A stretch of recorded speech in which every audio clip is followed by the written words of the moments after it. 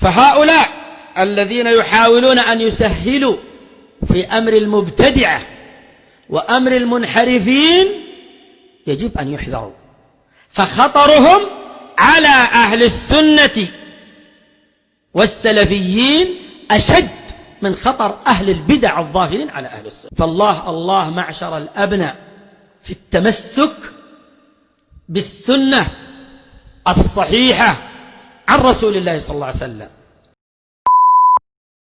بسم الله الرحمن الرحيم. الحمد لله رب العالمين، والصلاة والسلام على أشرف الأنبياء وخاتم المرسلين، نبينا وقدوتنا وقرة أعيننا محمد بن عبد الله الهادي الأمين، وعلى آله وصحبه أجمعين، ومن سار على هديهم إلى يوم الدين. أما بعد. Assalamu alaikum wa rahmatullahi wa barakatuh. To address the points that the brother mentioned regarding the issue of Tahir Wyatt and his affair not being clear. First and foremost, the affair of Tahir Wyatt is crystal clear for the one who knows and understands the Salafi manhaj and the Salafi principles. The only one who will be confused regarding the affair of Tahir Wyatt is one who is confused about the principles of Salafiyah and how to apply them and how to understand them and what to do when these types of confusions arise. However, his affair specifically is crystal clear, like I said, for the one who understands and knows the Salafi principles. And I'm going to address those as they come bi'idhnillahi ta'ala, and inshaAllah ta'ala it'll be crystal clear after this clarification. The first point being, as many always use to defend Tahir, is the fact that he has studied under the scholars and that he carries a PhD, and so that is evidence for his knowledge and evidence that he should be taken from. Right? That is the first thing that they use. Number one, the argument here is not that Tahir Wyatt is ignorant. The argument is not that Tahir Wyatt has never studied. The argument is not that he has never studied under the scholars or that he is not known to the scholars. So to use the PhD and the fact that he has studied as an evidence to take from him is an irrelevant and an erroneous argument, because that is not the argument to begin with. So Tahir Wyatt has studied, he has a PhD, he has taught in seasonal times in the Prophet's masjid. Those affairs are not and have never been evidences for one's Salafiyah, nor for one's or for one to take from that individual. There are people that teach in the Prophet's masjid who are considered scholars, who are deviants and have aqeedah issues, and they're not taking from, and they've been refuted by scholars. There are those who carry PhDs, the likes of Yusuf al-Qardawi, who is a known deviant and an ikhwani. There are many who hold PhDs, however those PhDs do not tell us whether they are Salafi or not. It simply means that they attained a PhD. It does not mean that is an evidence for one's Salafiyah or for one's qualification to be teaching others, meaning from the side of from the angle of those who are seeking knowledge. It is not an evidence, or it is not a Salafi criteria that one has a PhD that we now take from him. So that is to clarify that part. All of those arguments that people use in order to say, oh, why would we not take from Tahir? He's more qualified than anyone else in the West. He carries a PhD, and other du'at and other students do not. That is not an evidence. Because the argument, once again, is not that he is ignorant or that he does not have a PhD. or that he did not study in the Islamic University of Al-Madinah. That is not the argument. Therefore, to respond with he has this and he has that and he has done this will not give you the leeway or the permission to take from anyone, whether Tahir or anyone else. That is the first point. Inshallah, that is clear. We have Salafi criteria. We take from the Salafi manhaj on who we take our deen from. The Salaf, Muhammad bin Sirin, rahimahullah, has stated the famous and well-known statement, إِنَّ هَذَا الْعِلْمِ دِينٌ فَانظُرُوا عَمَّنْ تَأْخُذُونَ دِينَكُمْ. إِنَّ هَذَا الْعِلْمِ, indeed this knowledge of the deen, of the religion of Al-Islam, deen. إِنَّ هَذَا الْعِلْمِ دِينٌ. This knowledge is religion. And he did not say, look to who you take your ilm from. He said, فَانظُرُوا عَمَّنْ تَأْخُذُونَ دِينَكُمْ. When you are looking to who you are going to take knowledge from, you have to be conscious of the fact that you are taking your religion from this person, and then you are, whatever this person teaches you, is what you are going to be worshipping your Lord with. It is the belief that you are going to die with and that you are going to stand in front of your Lord with. And so, لَيْسَ الْأَمْرُ يعني هَيِّن. The affair is not an easy affair or something that should be taken lightly. This is a serious affair, so you have to take it seriously. Emotions need to be put aside. Arguments that are baseless and have no basis in the Salafi manhaj have to be put aside. Any type of affiliation or love or bias or anything like that, not saying that anyone has that, but all of those things have to be put aside, and one has to be conscious of the fact that they are going to be taking their religion from this person. And so you should value your religion, value your akhirah when you are deciding who you're going to be taking your knowledge from. And don't dismiss things that you see with feeble arguments and weak arguments, like someone has praised or this one has said this and the affair is not clear. Think about your akhirah. Before you understand the details of the situation, the least that you can say is that this affair is not clear.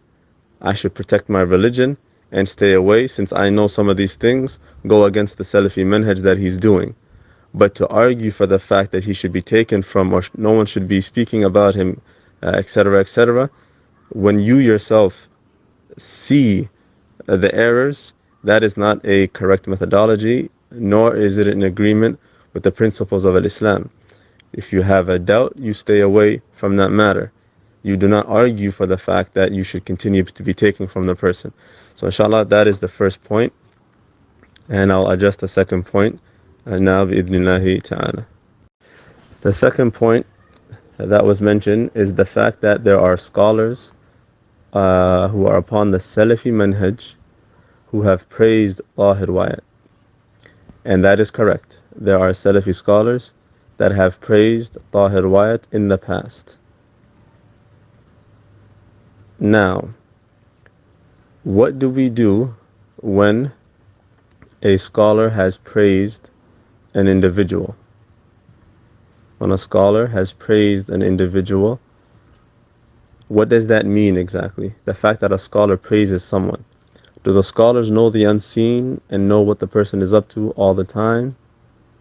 Or do they praise the person based on what is apparent from them? Meaning what the person shows to that scholar while he is with them. Likewise, what has to also be considered is the time that the scholars praised Tahir Wyatt was the time that he was in Medina with them. And so the things that we are seeing from him today were not there at that time. And so you have to look at the timeline of those praises. That's the first point.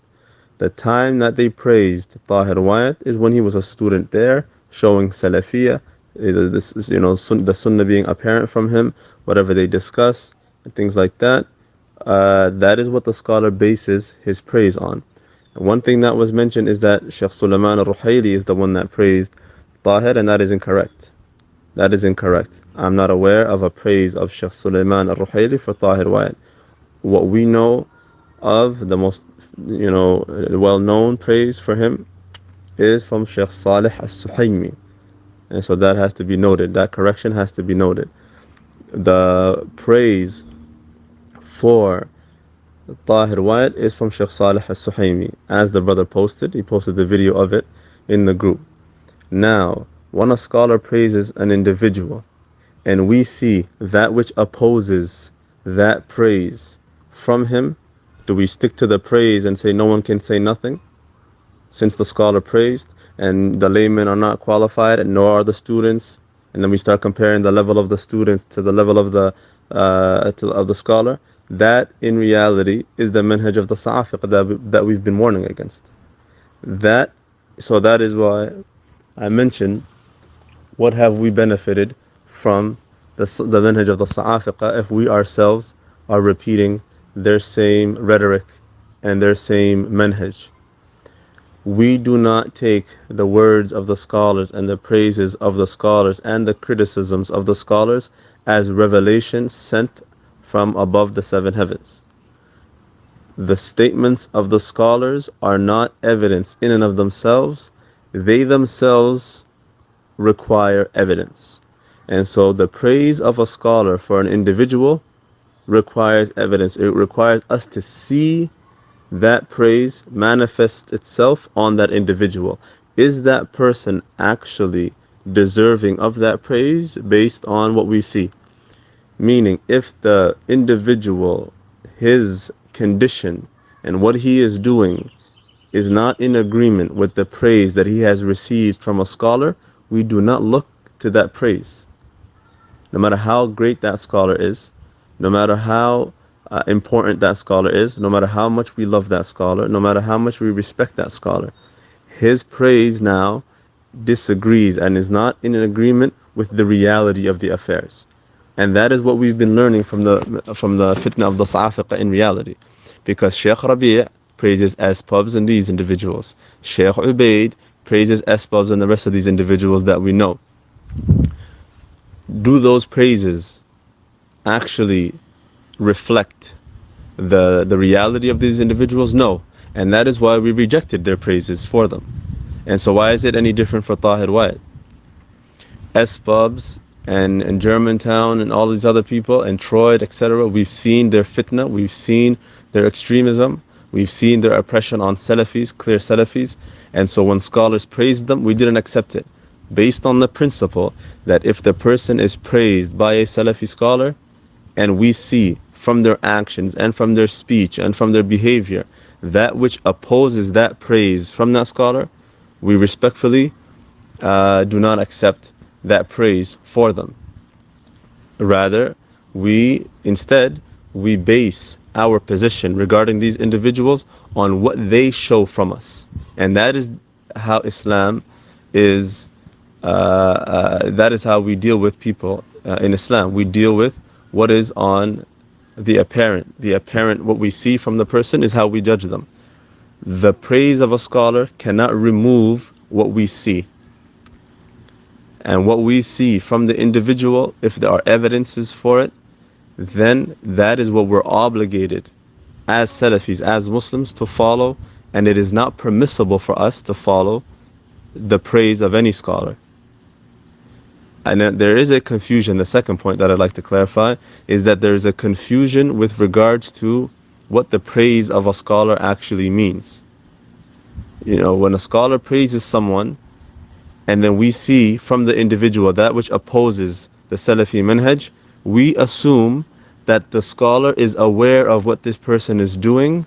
Otherwise, why would he praise them? The reality is, if our deen is only based on what we see on YouTube, and we don't know the history, and we don't know the timeline of anything, these types of confusions will arise. To clarify, Shaykh Salih al-Suhaimi praised Tahir Wyatt years ago.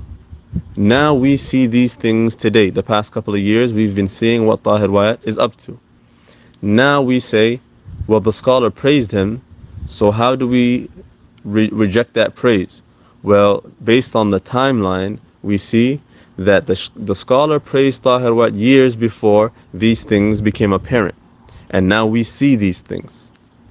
And so to make the connection and to believe that the praise for Tahir is a new one, and that scholar who praised them while knowing that he is doing the things that he's doing, that is something that the one who has that mentality or that belief has no evidence for. And it's an argument that they themselves make up for themselves, and it's a shubha, it's a doubt.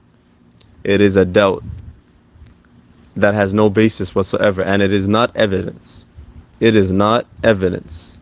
And so that notion that many of the brothers have from the common folk, from the general folk, is that when they see these praises, they assume, and it's an inaccurate assumption and speculation, they assume that the scholar who praised them is actually aware of everything that the person is doing, which is incorrect. Just like the Sa'afiqah. Just like the Sa'afiqah that are in Medina, that Shaykh Rabi' continues to defend and continues to praise, likewise Shaykh Ubaid. They do so while these individuals are around them, and they may be seeing them every other day. However, do those individuals show them what the rest of the world is seeing? No. And so we have to put the ulama or the words of the ulama on the proper scales. We have to understand that a scholar is not infallible and does not see the unseen. And so when they praise someone based on what they see from him, not based on anything else. They only praise the individual based on what they see, and they do not have the ability to praise him based on anything beyond that. And so you have to take the praises of the scholars in that way, and not to believe that the scholar knows the intricacies and the ins and outs of every single affair of an individual, and then they still praise him. No, because then you will be accusing that scholar of approving of those falsehoods of that individual, and that is bad adab with the ulama. Meaning, if you believe that Shaykh Salih al-Suhaimi still praises Tahir Wyatt while he's doing the things that he's doing today, that means you have bad thoughts of the scholar, and you believe that a scholar would praise someone, a Salafi scholar would praise someone knowing the falsehood that he's now upon, or the things that he's currently doing. And so that has to be paid attention to and considered. The third point is that there are no scholars who have criticized Tahir Wyatt. That there are no scholars who have criticized Tahir Wyatt, and that is incorrect. A long time ago, probably over a decade, Shaykh Rabi' ibn Hadi Al-Madkhali, Hafidhahullah, criticized Tahir Wyatt for him choosing to remain unclear. Shaykh Rabi' asked him to clarify certain things, he chose not to. And he went to Shaykh Salih Suhaimi and complained about it. And Shaykh Salih Suhaimi told him not to do it. And he used that as his shield and his scapegoat, not to clarify things that any Salafi would have no problem clarifying, his positions regarding certain innovators, etc. He chose not to do it, and he was criticized by Shaykh Rabi' ibn Hadi. Likewise, Shaykh Muhammad bin Hadi himself criticizes Tahir Wyatt and knows his current affair. Likewise, Shaykh Usama al-Utaybi, throughout this fitna of the Sa'afiqah, I believe about a year ago, he has also criticized Tahir Wyatt and others, meaning those who are aware of his affair, his current affair, have criticized him. And so it is not accurate to say that a scholar, there are no scholars who have criticized Tahir simply because you don't find it translated on YouTube, or even if it's not recorded on the internet. That is not how we judge things, or how we negate the fact that scholars have criticized them. You can say that I'm not aware of a scholar having criticized them, but we cannot say that it does not exist. We have to base things on our own knowledge, and we can't negate the knowledge itself or the fact itself. So that affair, inshallah ta'ala, I don't think requires anything more than that. Tahir Wyatt has been criticized by some of the ulama of Ahl Sunnah wal jama'ah. And likewise, just to add to that, that all it takes from anyone is to simply gather the current affair, the issues that Tahir Wyatt is doing today, and take it to a Salafi scholar, remove his name, even the scholars who have praised him in the past. Mention the things that he's doing and remove his name and see how they speak about that individual. And then if you tell them afterwards that this is Tahir Wyatt, they won't believe it. And that's how you know that the scholars praise people based on what is apparent from that person and what they've known from that person. And so we cannot base our position based on the knowledge, the knowledge of the scholar, the factual knowledge, meaning not his actual ilm of the Quran and Sunnah. We're nothing in comparison to the ulama in terms of our knowledge of the deen. However, knowledge of facts that happen, of course someone can be more knowledgeable than a scholar.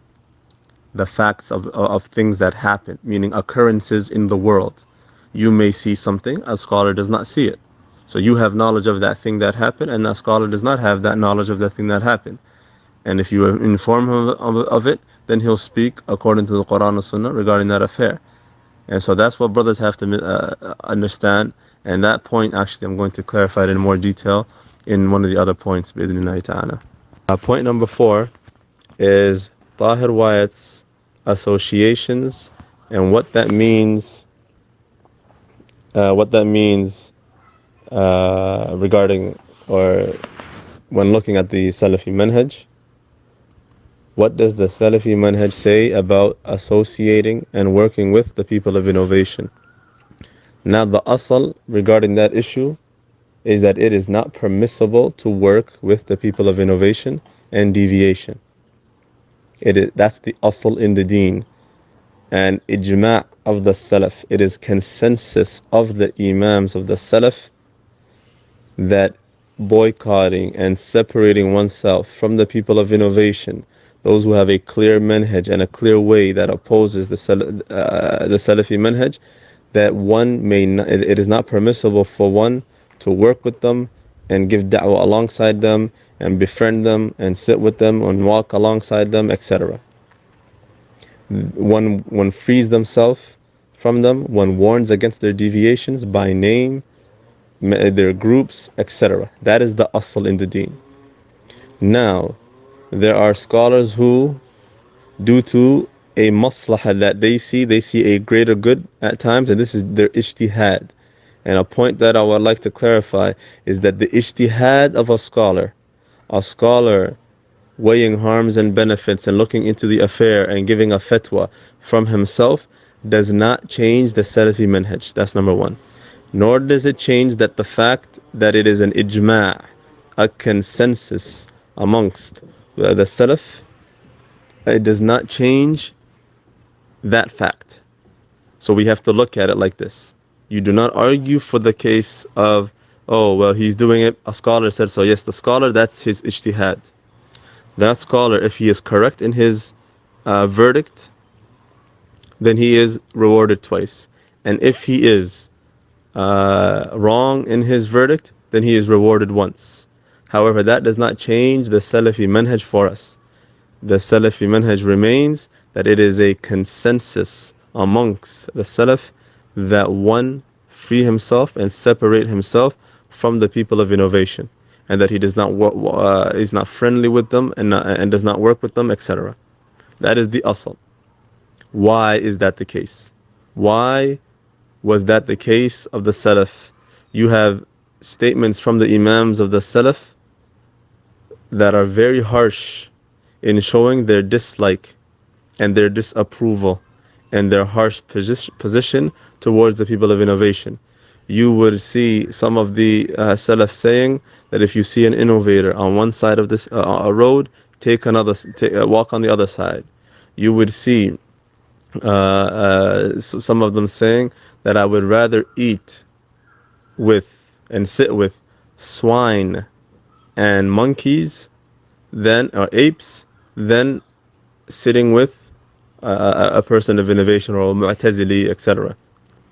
So the position of the Salaf towards innovators was a harsh position, and that is the asl. Now, when certain scholars mention that it is okay to go to certain places in order to call them to the truth, then one must take that fatwa if they are actually qualified to do so and have the knowledge and are firm in the Salafi manhaj and clear upon Salafiyah, that they're going to go there and clarify the truth to those people. Now, one who is not clear and when he goes to these places does not clarify the Salafi manhaj at all, even when he's not at those places, you don't see on his YouTube channel or anywhere else him ever clarifying the Salafi manhaj, him ever talking about the main principles of Salafiyah, him never addressing the groups and the deviations that exist today in America, for example, or in the West, or in the Muslim world, or in the world today. Those who ascribe to Islam and even to the Sunnah sometimes, however, are very far from it and are misguiding the Muslims. Tahir Wyatt is not an individual who deals with those things. And so if you were to look at his classes, general classes on Aqeedah topics, general classes on fiqh topics or usul al-fiqh topics, yes, this is knowledge, but this is not what shows the Salafi manhaj. And so if you were to look at his list of lectures and classes, you would not be able to tell him apart from any other Hizbi who gives classes, right? On top of that, him confusing the people even more with his associations, those who he mixes with. And it's funny that what people are confused about is the fact that scholars have praised him, and you will never see him mentioning those scholars in his classes, in his more recent classes, referring to them. You won't find that anymore. Those who he studied with, he's no longer even referring back to them or telling the people to take from them, or etc., etc. And so that's a very important point to also look at too.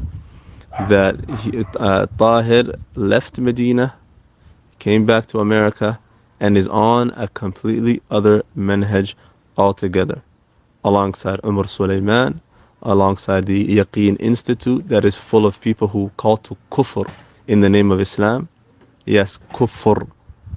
Affairs that, if one were to believe them, removes you from the fold of Islam altogether. Tahir Wyatt is a member of the Yaqeen Institute, where individuals like Jonathan Brown are a part of. He takes pictures alongside him. I have never heard one word from Tahir Wyatt in criticism of that individual. That is an individual who said that he calls to and encourages the slander and the openly speaking against the Messenger of Allah sallallahu alaihi wasallam.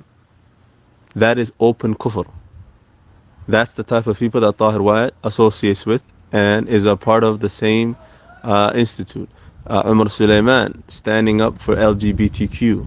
That is something fundamentally wrong and against our religion, opposes our religion.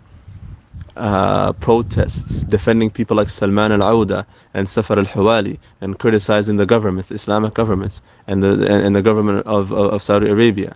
Tahir Wyatt feels comfortable in associating with an individual like that, sitting side by side with him, never saying a word against him, working alongside him. And so how can we compare that to what the scholars of Ahl Sunnah do when they go to certain countries that may have some deviations in the message that they go to, and they go and they clarify Tawheed to them and warn them from shirk, which is what you're supposed to do. Tahir Wyatt does not do that. He associates with these people, and you cannot tell between him and them. When he is speaking, if you look at whatever he's done for the Yaqeen Institute, go look at that and see if he's talking about Tawheed or Shirk or Sunnah or following the manhaj of the Salaf. None of that. You'll never find any of that. And so it's general topics that will cater to all types of Muslims and all types of beliefs. And that is what the Ikhwani methodology is. That is what the Ikhwani methodology is. That we unite upon what we agree upon, and that we keep quiet about that which we differ upon. And so it is not an evidence to say now, oh yeah, but Tahir doesn't believe what those individuals believe, because that is the Ikhwani manhaj anyways. They do not speak about the things that they differ over. And if you look at the objective or the mission of that Yaqeen Institute, they actually crystal clear, in clear words, say that everyone here may have different opinions, though those members of the Yaqeen Institute, and that they do not basically oppose one another or go into those controversial issues, meaning they don't refute one another, they don't clarify that is actually the mission. How is that Salafiyah? That is a fundamental violation of the Salafi methodology and the deen that Muhammad sallallahu alaihi wasallam came with. But Tahir Wyatt is a part of it. And so what does the praise of a scholar do for him when this is his condition? This is what we have to look at, brothers. Barakallahu feekum. Point number 5 is, what do we do when we see Salafi scholars praising an individual and then we see that which opposes that praise from that individual? So I'll just briefly deal with that in terms of principles, because we previously touched on it a bit in one of the other points.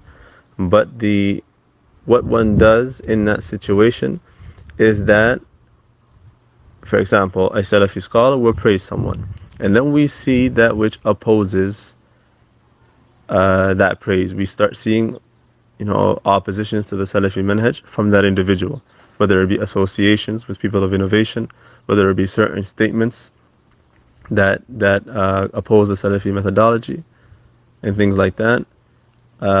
Once we start seeing that individual, it is upon him to clarify himself. He's been criticized and refuted, and those matters have been mentioned about him many times. He refuses to clarify anything. Many times he's been criticized, Tahir Wyatt, for the things that he does. Never does he clarify, never does he defend or mention an evidence for what he's doing or anything like that, right? He'll mention, or people who defend him will mention the general thing that the scholars say, okay, go into the people of innovation to call them to the truth is okay. Using that as your smokescreen for what you're doing, that is not correct. And that's why I clarified previously that what he does and what the scholars do are not the same. So what do you do when a Salafi scholar praises an individual that we start to see deviations from? We at the least stop taking from that individual up until he himself clarifies and retracts and makes tawbah from the things that he is upon. The Salafi, a clear Salafi, one of the signs of a Salafi that distinguishes a Salafi from all of the other sects is the fact that he is clear. And that is even not only a Salafi, but the Salafi methodology, in comparison with the Khawarij, in comparison with the people of Tamyi', those who water down the principles to accommodate innovators and innovations and different beliefs, and in order to widen and broaden the scope and the circle of Ahl Sunnah wal Jama'ah, to include people who have deviations and to include this one and that one, right? Those individuals or those sects and those groups are all unclear. They work behind closed doors. Their message isn't clear. You have confusion, right?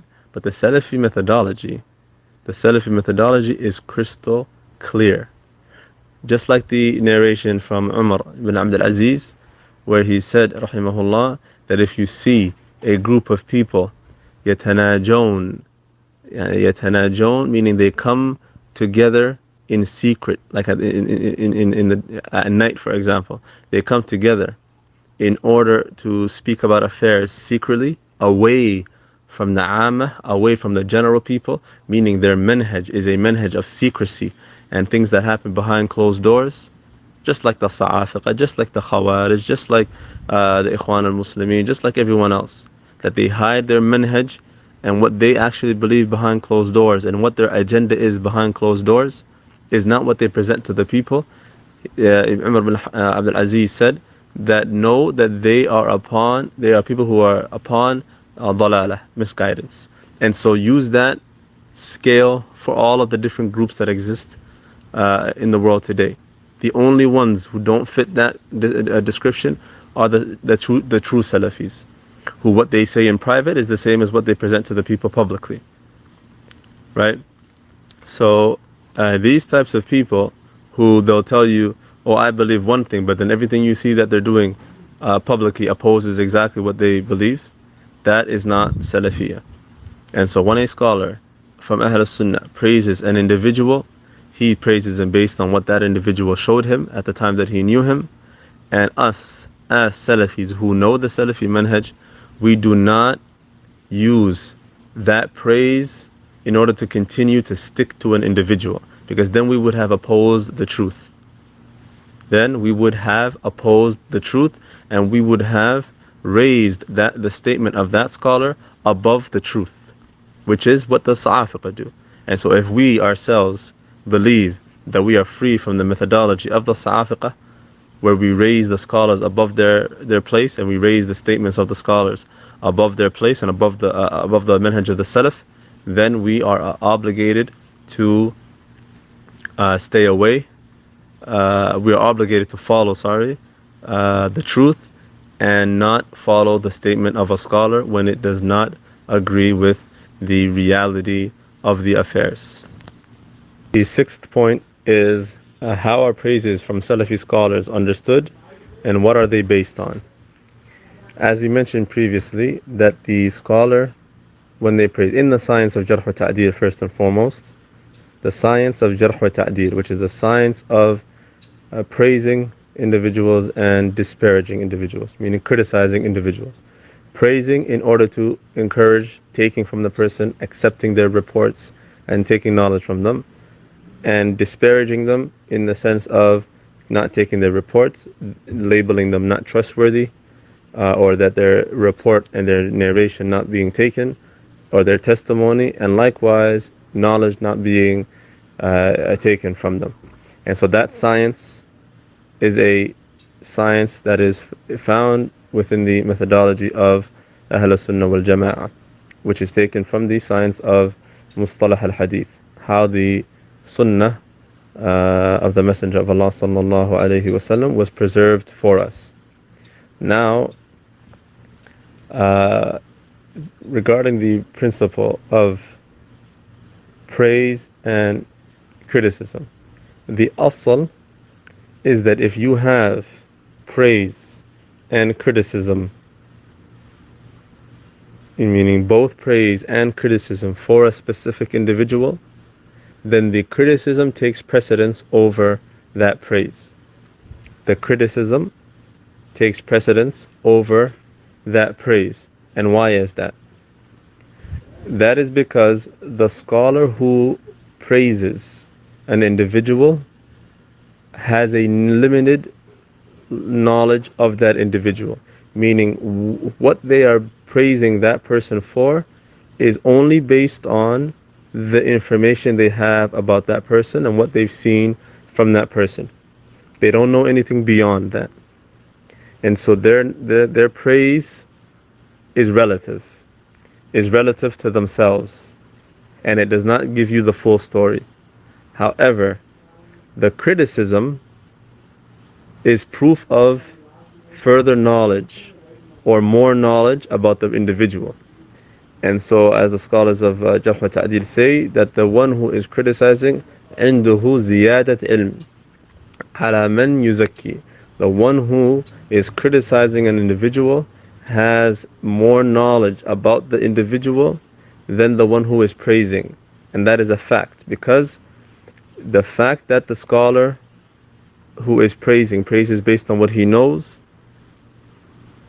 if he were, as long as they're both Salafi scholars, if he were to have the knowledge of the one who is criticizing, he would likewise criticize. He would not defend him while knowing the criticism. And so that is why the scholars say that the one who is criticizing has knowledge that has either missed or that the other scholar has not come across.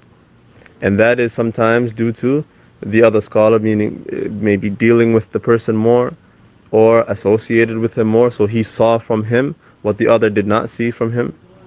or information has reached him about him that has not reached the other scholar, and so therefore the criticism takes precedence over the praise. Now, when can the praise be accepted and the criticism be rejected? If the criticism is based on inaccuracies or information that is not correct, or it is exaggerated, for example, and then the other scholar is aware of the criticism and defends the one who is being criticized against that exact criticism. Not he defends him in general, not that he praises him in general, no, that he directly deal with the criticisms against the person. So the video that was posted earlier with Shaykh Salih Suhaimi and him taking Abu Khadija, etc., etc., Abu Khadija is not someone that we take our criticisms from. Right? Abu Khadija is not someone who we take our criticisms from. Shaykh Salih Suhaimi mentioned a story where he met Abu Khadija and he asked him for evidence against Tahir. The lack of the fact that Abu Khadija was not able to present accurate evidences against Tahir that convinced Shaykh Salih Suhaimi is not a proof that it doesn't exist. You have to understand that point. Shaykh Salih Suhaimi defended Tahir based on the knowledge that he has of him. Now, Abu Khadija failed to present the correct information. He said that he has associations with Halabi or whatever the case is, and the Shaykh said that's wrong. Okay, so Abu Khadija failed in presenting the evidences. However, what we know today, of all the things that we see, it's public information. It is not something hidden that one person knows and it's spread and there's rumors spreading. No, it is crystal clear. He is open about it. He does not even hide it. His associations and where he goes and things like that. So, you see him on a Zoom video with Umar Sulaiman saying, oh, Sheikh Umar, and things like that. Umar Sulaiman is someone that you say Sheikh to. Now, the principle is that when we have a general praise of a scholar and we have a criticism on an individual, whether it be from a scholar or whether it be from a student of knowledge who knows these principles and knows and has the knowledge to refute the deviations, then it is accepted. It is accepted. And the praise is not accepted. And that is how we deal with praises from scholars, general praises for scholars, when we have other information about the individual that opposes that praise. That is how we deal with that issue. Wallahu ta'ala a'lam. Brother made a point where it was said that the scholars are more knowledgeable than anyone in this group. And that is correct. The scholars of Al-Islam are more knowledgeable than anyone in this group. All of the students, regardless of their ages, and the du'at, the scholars are more knowledgeable of us than us.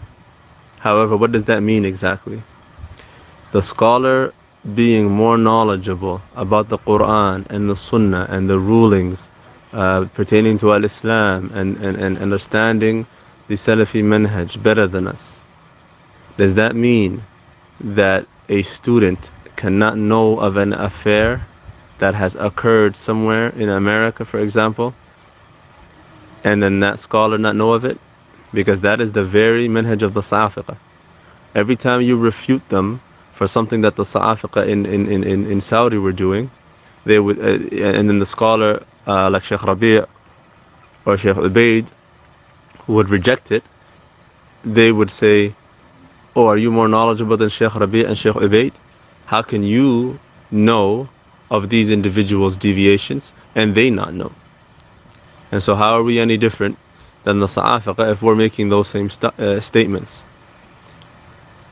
Brothers, I want to advise and clarify. I want to advise the brothers who have understood and who have gone through this fitna of the Sa'afiqah, that it is not, it would have been worth nothing to have gone through that fitna and have left the places that we've left, many of us, and boycotted the people that we are not boycotting and we no longer associate with, if we still carry their manhaj, or if we still have not understood the intricate matters that fitna clarified.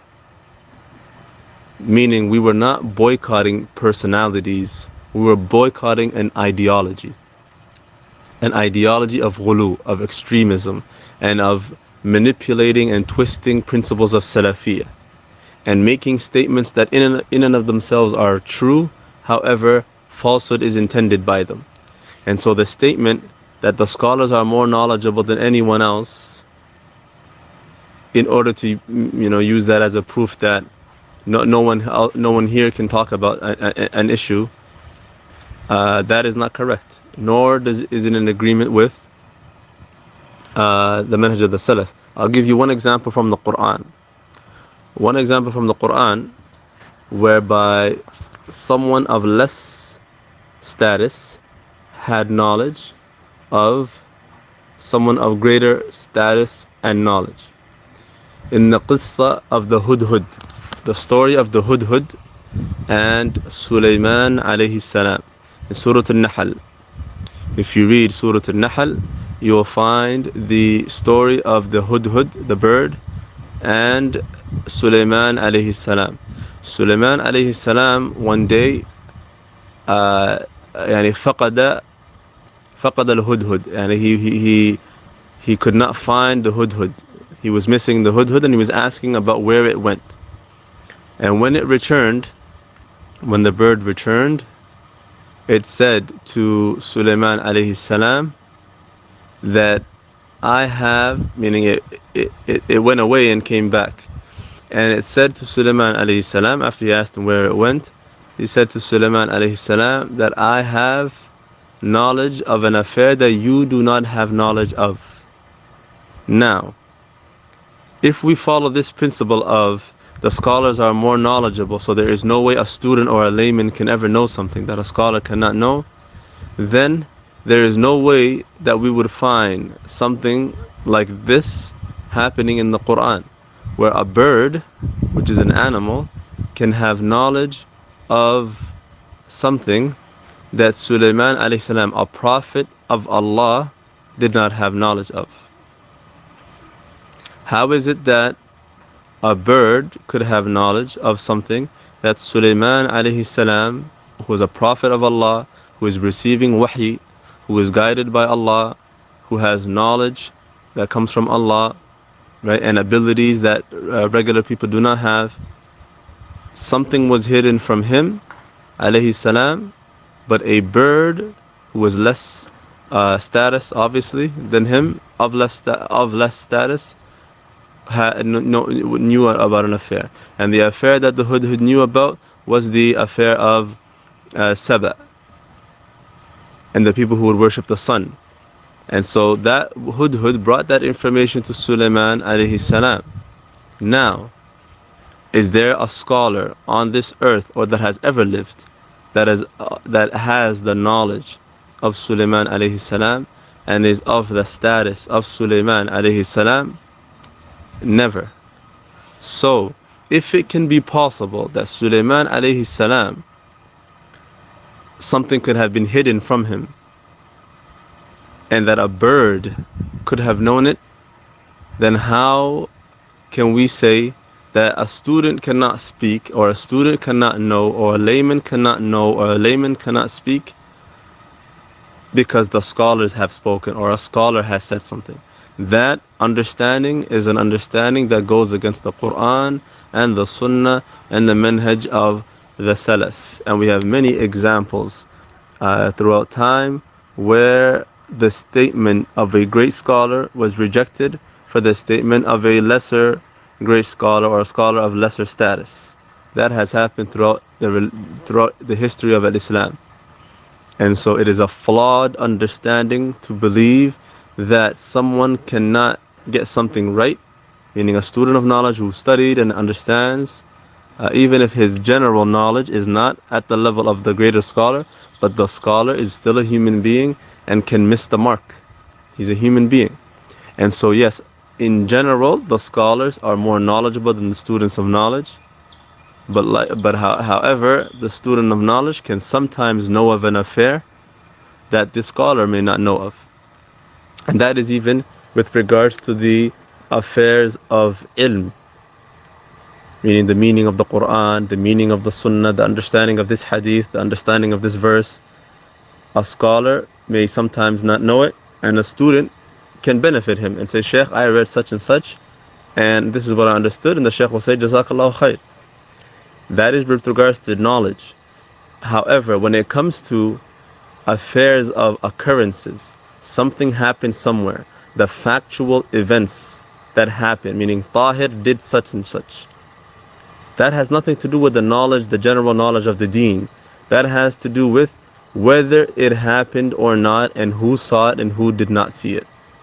So the argument of the scholar being more knowledgeable does not even enter into this affair. Is that understood? The knowledge of the scholar of the Sharia, of the legislation of Al-Islam, does not enter into the affair of one of us seeing Tahir do something that opposes the Sunnah. Especially when it's in the English language. We understand the English language. The scholars do not understand the English language. We will hear something that he says. We know that it goes against the Salafi methodology.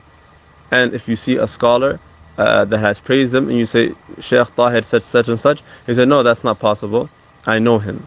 Okay, you know him, but you heard it with your own ears and saw it with your own eyes. So the negation of that scholar of the event, how does that have an effect on what you actually saw? Do you now say to yourself, okay, well, if the scholar is saying that he knows Tahir and Tahir never did it, so now I have to deny what I myself witnessed? No. Once again, if you do that, and if you believe that is what the scholars are here for, and that is what the status of the scholars is, then we're no different than the Sufis, who believe that the reality of what goes on actually isn't what's happening, but their scholars are the ones who are aware of the actual reality of life and see the unseen, etc., etc. No, the scholars do not have that status. When it comes to affairs of witnessing and testimony and etc., all that is required is the person to be trustworthy and that the report be accurate and it is accepted, whether a scholar agrees with it or not. Just like a couple of days ago when someone asked about Malcolm X, and a brother said that he died upon Sunni Islam, a brother jumped up and said, who from the scholars preceded you in that? Well, this is not a verse in the Quran or a hadith for a scholar to precede him in it. That understanding has to be corrected. When we say what scholar preceded you in this, that is with regards to the ahkam of the deen, an opinion in the religion, so on and so forth. However, a factual event or a factual thing, that is not what is meant by what scholar preceded you. You know, so that is what has to be understood. Bi-idhnillahi ta'ala. Barakallahu feekum. Point number 8 is properly understanding the fitna of the sa'afiqah and not mixing it up with other affairs. It is known that this fitna, this past fitna, has caused a lot of confusion. It has clarified many things for a lot of brothers, especially those in the West. However, it has also caused many brothers to now start to not trust the words of either students or of scholars as they used to.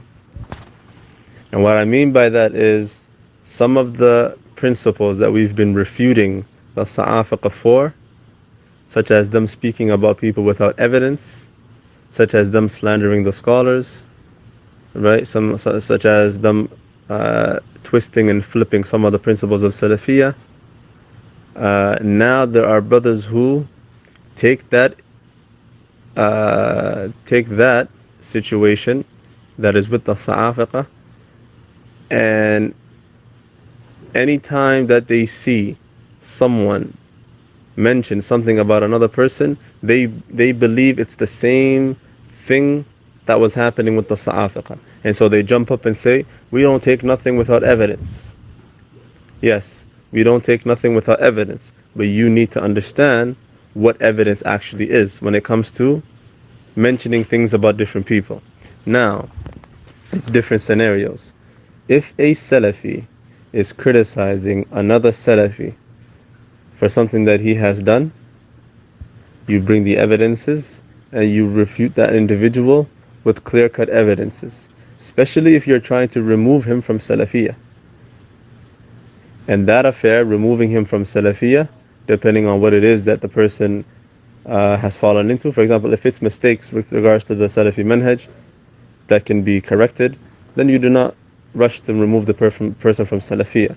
However, if the person now was once known to be Salafi, but has now become an open Khariji, crystal clear, calling to takfir and calling to khuruj against the hukam, you don't need a scholar for that to know that this person has now left the Salafi manhaj. So affairs that are clear like that do not require a scholar's ruling, because that person himself has removed himself from the fold of Salafiyah. Secondly, if the person was once Salafi but now has fallen into affairs that oppose the Salafi manhaj, then you refute him as a student who has knowledge of these affairs, refute him and even tell the people not to take from that individual because he may now misguide them. But the removal from Salafiyah, that is left to the scholars. Now, when someone says, for example, Tahir Wyatt does such and such, and then someone jumps up and says, where is your evidence? We're not upon the manhaj of the Sa'afiqah. Not everything is the manhaj of the Sa'afiqah. The manhaj of the Sa'afiqah was that they spoke about clear-cut Salafis who actually had no oppositions, mukhalafat or oppositions to the Salafi manhaj, and they lied about them, and they exaggerated, and then they attributed things to them that did not even exist. You cannot now label everything with this is the way of the Sa'afiqah, simply because you yourself don't have the evidence or you don't know the evidence.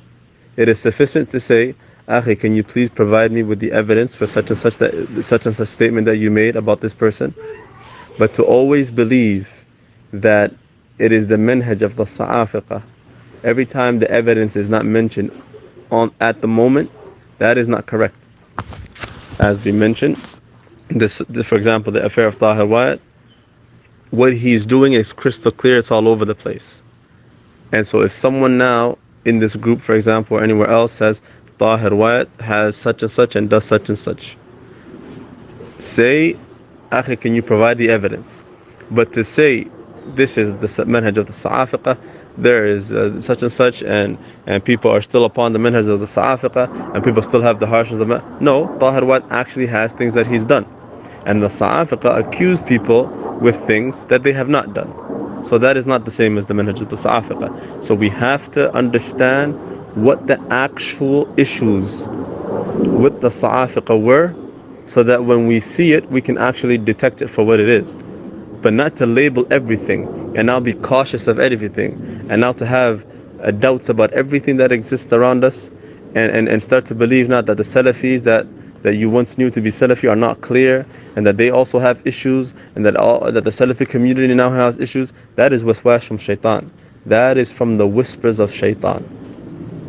That is not a correct and a just analysis of what is going on.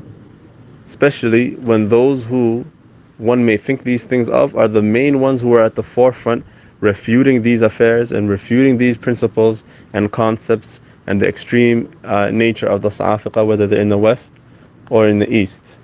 And so one must understand that. And one must also remove emotionalism from the affair. Yes, a lot of brothers have been oppressed. Yes, a lot of brothers have been lied about. Yes, a lot of brothers have gone lost friends and loved ones, even maybe family members. However, one must strive to remove the emotional aspect from dealing with these affairs, and we have to move past the fitna of the Sa'afiqah and build ourselves with actual knowledge of the Salafi methodology in the correct manner. It is not sufficient to only know that the Sa'afiqah are in error and misguided. One must also strive to learn their deen and apply apply Salafiyah in its correct way. And so to learn Salafiyah, even if it be from scratch, since a lot of brothers may have learned their Salafiyah from the Sa'afiqah, and so they may have a lot of concepts now that they're struggling to understand.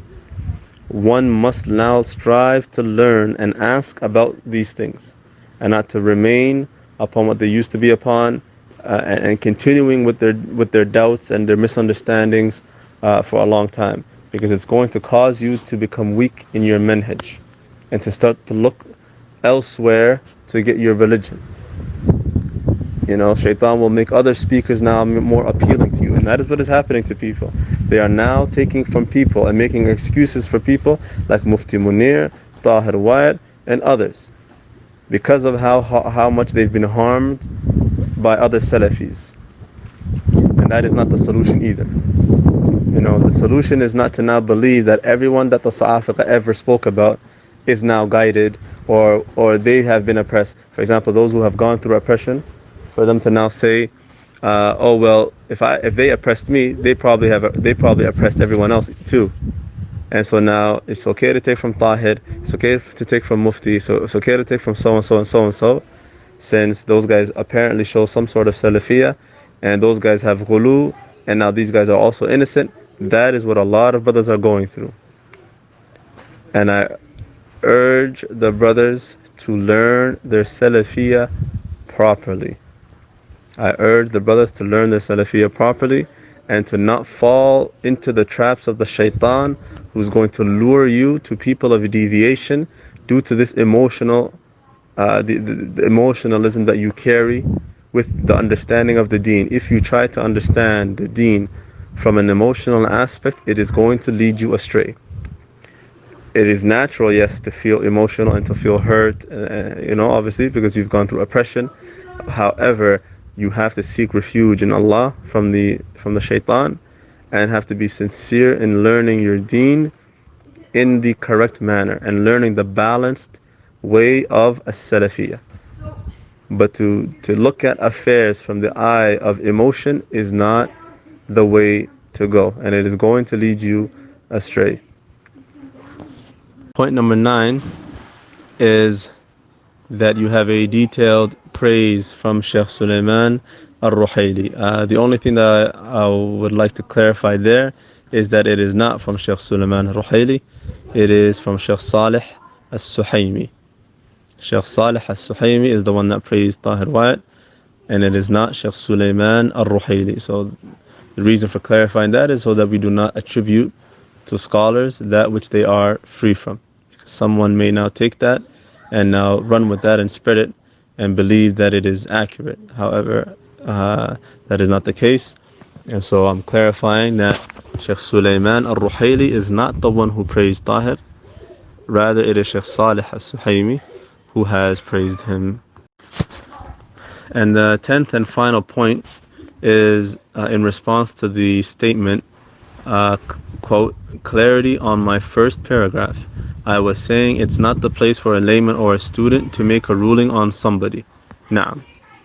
End quote. So now, as I previously clarified, we have to differentiate between a student of knowledge clarifying the affair of an individual whose affair is clear and his opposition to the Salafi methodology is clear, which is going to confuse Salafis, which is evident, from what we're dealing with now. It is incumbent upon the student who has the ability to do that. And to say that it is not the place of the student to do that is incorrect and has no basis in the Salafi manhaj. However, when we are talking about rulings, yes, rulings are left for the scholars. However, refutations and criticisms are done by the student, if the student has the ability and the evidence of the deviation of the individual that he's refuting, and likewise the evidence from the Quran and Sunnah and the manhaj of the Salaf and the statements of the Salaf to refute this individual in order to clarify to the Muslims so that they don't fall into those things. Then one cannot say that a student has no place to do that. One cannot say that, because that has no basis in the Salafi manhaj. However, the one who, when we're looking for a ruling on an individual, and from what I've seen in this group, I have not seen someone make a ruling on him. A ruling meaning to say that he is an innovator, or that he is from this such and such group, meaning a sect. I have not seen that happen in this group as of yet. And so that is left for the scholars. One can take the evidences on Tahir, take it to a scholar, and if they would like a ruling from a scholar, get that ruling from the scholar. However, his affair, whether someone, because it was mentioned before in New York and in New Jersey and Philly, that the affair is not clear. As I started in the beginning, his affair is crystal clear. His affair is crystal clear for those in New York, for those in New Jersey, for those in Philly, for those in Canada, for those in Boston, for those anywhere, as long as they know the Salafi manhaj. So if you're confused about the Salafi manhaj, yes, you will be confused about Tahir Wyatt. If you're confused about the Salafi manhaj and how you deal with these intricate matters when they arise, yes, you will be confused with regards to Tahir Wyatt. And that is why the scholars always urge to learn your deen and not base your deen or connect your deen based on the guidance and the misguidance of a personality. When someone goes astray, you should not be affected by that in terms of it shaking up your manhaj, or you becoming confused on what you're supposed to do. If you do what you're responsible for from the beginning, which is to learn the Salafi manhaj and to understand the Salafi manhaj and its principles, you will not waver in times of fitna, and you will not waver when individuals go astray. You will remain firm because you know that your Islam and your Salafiyah is your connection between you and your Lord, and not your connection between you and a personality. That has to be clear. And so why these things keep happening, and why not just Tahir but a bunch of different people may cause people to become confused, is because brothers are still lacking in knowledge with regards to the Salafi manhaj. And that is the reality. If they took the time to understand the Salafi methodology in the correct manner, the balanced methodology of the Salaf, then they would not waver in these times of fitna. And if you see those who wavered and those who went astray, whether they went astray in terms of extremism and following the Sa'afiqah, or whether they went astray in terms of leniency and allowing and welcoming all sorts of things that they never used to, that oppose the Salafi manhaj, the manhaj of tamyi', there are those who also wavered there. And so one has to be serious in learning their deen and in protecting their deen from these doubts by learning the deen. يعني المخرج من الفتن هو طلب العلم الشرعي. The way that one saves themselves from fitan, trials and tribulations, especially those with regards to the deen, is by seeking legislative knowledge. نعم أخي بارك الله فيك. You're right, you're 100% right about that. And let me just clarify, because the last point 10, where I discussed the ruling, I clarified in there, and I said because I referred to your quote, and I said that you said ruling. So I didn't attribute to you that you said no student can talk about a scholar. So I just want to clarify that I don't believe that you said that. But the reason I mentioned the whole detail is just for the sake of clarification. So I mentioned both sides just for the sake of clarification, to show the difference between when the student can talk and refute, and that the student and that the scholar is the one that gives the ruling. And I know that you said ruling, and that is why I addressed that topic, because no one has given a ruling actually. When you said ruling, the reason I addressed this is because no one has given a ruling. All that has happened is brothers actually criticizing or refuting some of the aspects or the oppositions that Tahir has fallen into. That's one. Number two, you're 100% correct. When you say that no one has broken down these things in detail in order for it to be clear for the layman Muslims or the layman Salafis, and that is why there's a lot of confusion that exists regarding Tahir Wyatt and his condition. You're 100% right when it comes to that. That this affair hasn't been dealt with and it hasn't been given the proper attention from all angles. That is correct. And there was a point that I actually forgot to mention, which is why has this confusion actually occurred? And that is because those who were at the forefront of refuting Tahir, which was these brothers at Germantown and others, they did not give the affair its due right, its due justice. Because for them, it's not only about deen, it's actually about dunya.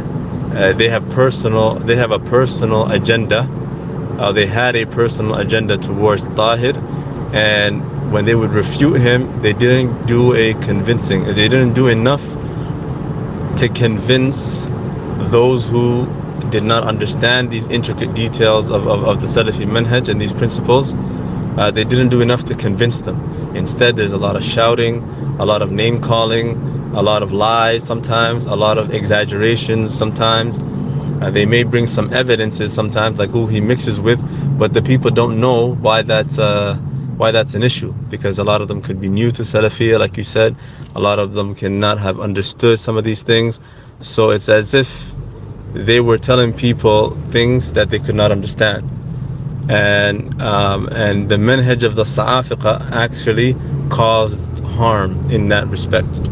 Their manhaj in refutation and their ghulu caused a lot of people to turn away from the criticisms against Tahir. And so a lot of the times when people hear criticisms against Tahir, they think, oh, it's just one of those guys who are jealous of him and one of those guys who just insult and slander the Muslims, you know. And that's because most of the time, or a lot of the time, that's what these guys were doing. And so you're right, no one has mentioned, you know, this aspect or this issue in detail in that manner. And that is why I saw that today, when you brought up these points, that to take the opportunity to do that once and for all, and to clarify the issue from every angle, so that brothers, you know, find no confusion anymore regarding his affair, inshallah ta'ala. But barakallahu fiqh for that point and for mentioning that. And also I want to clarify that when I said that the affair is clear for the one who understands the Salafi manhaj and has understood it, and why I started to encourage brothers to learn it, it's for that reason. Because my point remains, when I'm not blaming them for being misguided or that they have issues in their manhaj. I'm not saying that. I'm just saying they may not have understood a lot of these issues in the Salafi manhaj or the Salafi principles, and that is why they're confused. Not that they're blameworthy or that they have deviations or that they're not Salafi. That's not what I'm saying. I'm saying that the reason for their confusion is because there's confusion with regards to the Salafi manhaj, meaning some of the principles that I mentioned. If it's the first time someone has heard it, then that would make sense why they're confused about Tahir Wyatt, or why they would think his affair isn't clear. It's because they have never heard it being broken down in this way in detail, you know, answering every angle that people try to defend him with. It hasn't been done in that way before. So hayakumullah akhi, I appreciate the points that you mentioned today, and inshallah ta'ala you benefited from the clarifications, and that the affair has now become clear for you, and for anyone else that may have you know, had some points that they wanted clarified. Inshallah they benefited from those points as well. Hayakumullah akhi kareem. Wallahu ta'ala a'lam.